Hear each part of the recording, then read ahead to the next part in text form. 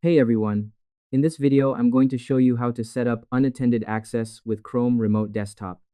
Let's get into it. First, pick a name and a secret code. Now you need to give your computer a name and create a secret number so only you can get in.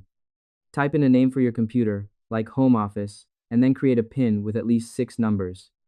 Enter your secret numbers twice to make sure they are correct. This is the most important part. The name helps you find the right computer in a list, and the secret code keeps your files safe from anyone else. It ensures your connection is private. Next, keep the computer awake. The final step is to make sure your computer does not go to sleep, because if it turns off, you cannot reach it. Go to your computer's power settings and tell it to never go to sleep when it is plugged in. Save your changes and check that your computer shows as online. Keeping it awake ensures you can start your task whenever you need to. Now your setup is finished and ready to use.